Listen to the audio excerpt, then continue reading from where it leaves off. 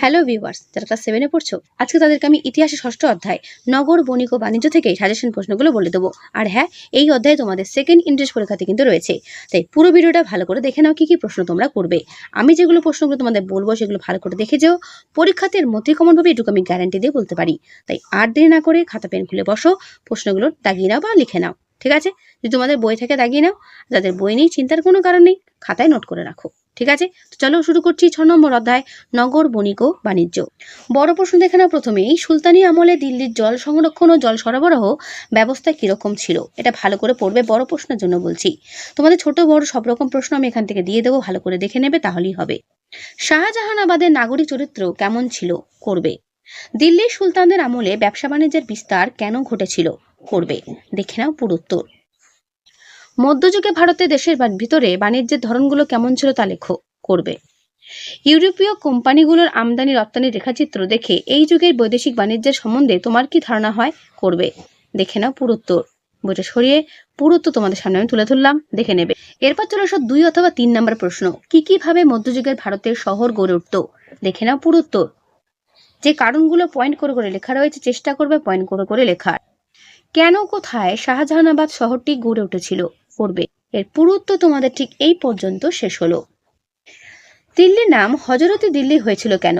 দেখে নাও ভালো করে পুরো উত্তর। দিল্লি কেন সুলতানদের রাজধানী হয়ে উঠেছিল? করবে। দেখে নাও। দিল্লি কেন সুলতানদের রাজধানী হয়ে উঠেছিল? করবে ভালো করে, দেখে নাও।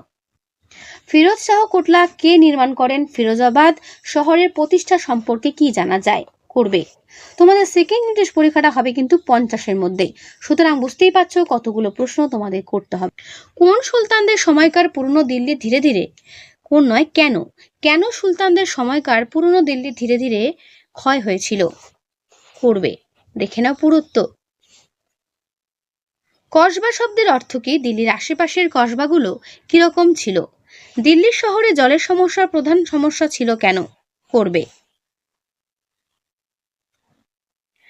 দিল্লির কোন অঞ্চলকে চাঁদনি চক বলা হয়? চাঁদনি চক নামকরণ সম্পর্কে কি জানা যায় লেখো। দেখে নাও পুরো উত্তর। চিরাগি দিল্লি কাকে বলা হতো? শাহজাহানাবাদে উৎসব অনুষ্ঠান কিভাবে পালিত হতো? করবে। সুলতানি ও মুঘল যুগে দেশের ভিতরের বাণিজ্য কিরকম ছিল? করবে। দেখে নাও পুরো। সুলতানি ও মুঘল আমলে টাকা পয়সা বা মুদ্রার নাম কি কি ছিল? দেখে নাও। মোহর ছিল সোনার মুদ্রা, টঙ্কা ছিল রূপোর মুদ্রা এবং জিতল ছিল তামার মুদ্রা। ওকে। হুন্ডি বলতে কি বোঝো? করবে। দেখে নাও পুরো উত্তর। ভাস্কো দা গামা কত খ্রিস্টাব্দে ভারতে এসেছিলেন? পর্তুগিজ বণিকদের ভারতে আসার প্রধান উদ্দেশ্য কি ছিল? করবে। দেখে নাও পুরো উত্তর। ইউরোপীয় কোম্পানির কুঠিগুলো কেমন ছিল? করবে। সুরাট ও মুসুলিপট্টনম কেন বিখ্যাত ছিল? দাদন বলতে কি বোঝায়? বাণিজ্যিক চাষ কি? করবে। দেখে নাও এর পুরো উত্তর। ঠিক আছে। টিকার জন্য করবে দিল্লির লাল কেল্লা। ভালো করে দেখে নাও লাল কেল্লার আয়তন ও সীমানা, লাল কেল্লার বৈশিষ্ট্য। ঠিক আছে, তো এই হলো তোমাদের পুরো লাল কেল্লার টিকা, এটা ভালো করে কিন্তু করো। তারপর চলে আসো 1 নম্বরে শর্ট কোয়েশ্চেন। নগর শব্দটি আসলে কোন ভাষার শব্দ? উত্তর দেখে নাও সংস্কৃত। শহর শব্দটি কোন ভাষার শব্দ? উত্তর দেখে নাও ফার্সি। মুঘল সম্রাট আকবরের তৈরি নতুন রাজধানীর নাম কি? উত্তর ফতেহপুর সিক্রি। মধ্য ভারতের ইন্দ্রপ্রস্থের আধুনিক রূপ কোন শহরকে বলা হতো? উত্তর দিল্লি। তো যে সমস্ত প্রশ্ন তোমাদের সামনে তুলে ধরছি প্রত্যেকটা প্রশ্ন ভালো করে পড়বে কিন্তু। খ্রিস্টীয় 3য় শতকে কে দিল্লিতে সুলতানি শাসন প্রতিষ্ঠা করে? উত্তর মোহাম্মদ ঘুরি। কে শাহজাহানাবাদ শহর তৈরি করে? সম্রাট শাহজাহান। কিলারাই পিথোরা কারা তৈরি করেছিল? উত্তর রাজপুত শাসকরা। গিয়াসপুর শহরতলি কার আমলে নির্মিত হয়? সুলতান গিয়াসউদ্দিন বলবনের আমলে। কিলোঘড়ির প্রাসাদ কে নির্মাণ করেন? ভেরি ভেরি ইম্পর্টেন্ট প্রশ্ন। উত্তর দেখে নাও কাইকোবাদ। ঠিক আছে। তুগলকাবাদ কে নির্মাণ করেন বা তৈরি করেন? উত্তর গিয়াসউদ্দিন তুগলক। জাহানাপনাহ কে তৈরি করেন? উত্তর দেখে নাও মোহাম্মদ বিন তুগলক। সিরি শহরটির প্রতিষ্ঠাতা কে ছিলেন? উত্তর আলাউদ্দিন খুলজি। সুফি সাধকদের পীঠস্থান হওয়ায় দিল্লির কি নাম হয়েছিল? উত্তর হযরতে দিল্লি। কোটলা শব্দের অর্থ কি? কোটলা শব্দের অর্থ দুর্গ। ফিরোজ শাহ কোটলা কে তৈরি করেছিলেন? ফিরোজ শাহ তুগলক। ঠিক আছে, কসবা শব্দের অর্থ কি? উত্তর দেখে নাও, শহরতলি। এগুলো ভালো করে পড়বে, এগুলো ভেরি ভেরি ইম্পর্টেন্ট প্রশ্ন। সুলতান ইলতুৎমিশ যে হৌজি খনন করেছিলেন সেটি কি নামে পরিচিত ছিল? হৌজি শামসি বা হৌজি সুলতানি। তারপরে প্রশ্ন, হৌজি আলাইয়ের পরে কি নাম হয়? উত্তর দেখে নাও, হৌজি আলাইয়ের পরের নাম হয় হৌজি খাস। ঠিক আছে, কিলা ই কুহুনা অপর কি নামে পরিচিত ছিল? উত্তর পুরনো কেল্লা। সিকড়ি কোন সাধকের স্মৃতিধন্য গ্রাম? উত্তর দেখে নাও, শেখ সেলিম চিস্তি। কত খ্রিস্টাব্দে শাহজাহানাবাদ শহর তৈরি হয়েছিল? সালটা দেখে নাও, 1639 খ্রিস্টাব্দে। ঠিক আছে, এটা তৈরি হয়েছিল। এবং কত খ্রিস্টাব্দে শাহজাহান আগ্রা থেকে শাহজাহানাবাদে আসেন বা রাজধানী স্থানান্তরিত করেন? উত্তর দেখে নাও, 1648 খ্রিস্টাব্দ। জাহান আরা কার কন্যা ছিল? জাহান আরা ছিল সম্রাট শাহজাহানের কন্যা। লালকেল্লার জলবাহী নালাগুলিকে কি বলা হতো? ভেরি ভেরি ইম্পর্টেন্ট প্রশ্ন, নেহার ই বিহিসাত।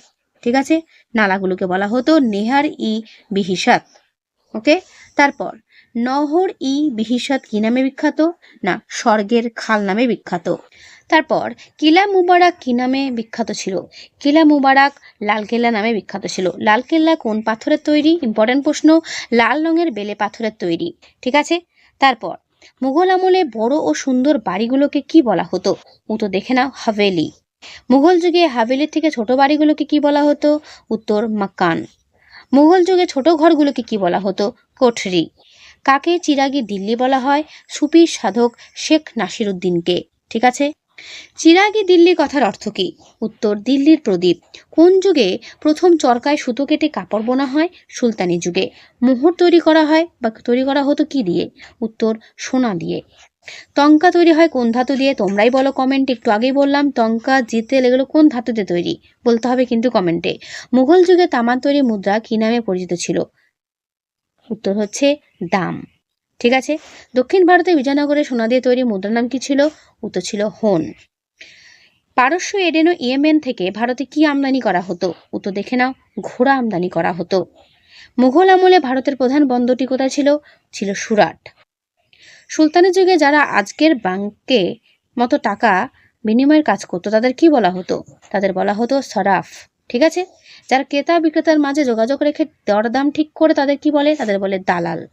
মুঘল যুগে খুব ধনী বণিকদের কি বলা হতো? ধনী বণিকদের বলা হতো বণিক সম্রাট। গেসু দরাজ কোন সম্রাটের সুফিসাধক ছিলেন? উত্তর ছিল চিস্তি।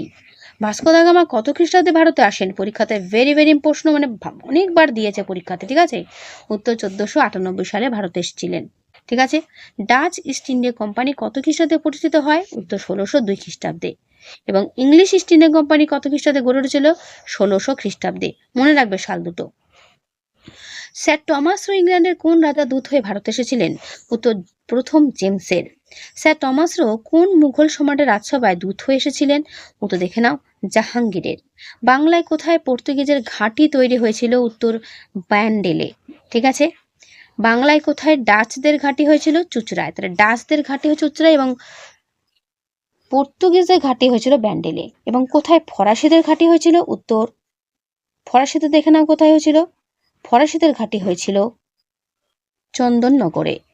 ওকে, দিনেমাররা বাংলার কোথায় বাণিজ্য কুঠি নির্মাণ করেছিলেন? শ্রীরামপুরে। এবং কলকাতায় ইংরেজরা বাণিজ্য কুঠি নির্মাণ করেছিলেন। মনে রাখবে জায়গাগুলো, কে কোথায় বাণিজ্য কুঠি নির্মাণ করে। দাদন বলতে কি বোঝায়? অগ্রিম। ওলন্দাজ কথাটি কোন শব্দ থেকে এসেছে? উত্তর হল্যান্ডেজ। কোন দেশের অধিবাসীদের দিনেমার বলা হয়? ভেরি ভেরি ইম্পর্টেন্ট প্রশ্ন, ডেনমার্কদের। বাজারে ফসল বেচে লাভ করার জন্য যে চাষ করা হতো তাকে কি বলে? তাকে বলা হতো বাণিজ্যিক চাষ। ঠিক আছে, তো এই হলো তোমাদের 1 নম্বরের শর্ট কোশ্চেন। অনেক হয়তো ভাবছো ম্যাম আপনি তো প্রায় সবই দিয়ে দিলেন। দেখো, পরীক্ষাটা হবে 50-এ, আর যদি 50-এ 50 পেতে চাও প্রশ্ন যা দিলাম পড়ে ফেলো, আর কোনো কথা না বলে। ঠিক আছে, এগুলো একটু বিশ্বাস করে পড়ে যাও, পরীক্ষাতে মজাটা বুঝতে পারবে। তাহলে আজকের ভিডিও আমি এখানেই শেষ করছি। আশা করি বুঝতে পেরেছো কি কি প্রশ্ন করতে হবে। দেখা হবে নেক্সট ভিডিওতে। ভালো থেকো সবাই। আর হ্যাঁ, নতুন হলে অবশ্যই সাবস্ক্রাইব করে রাখতে ভুলো না। আর যদি ভালো লেগে থাকে বন্ধুদের কাছে অবশ্যই শেয়ার করে দিও। ওকে।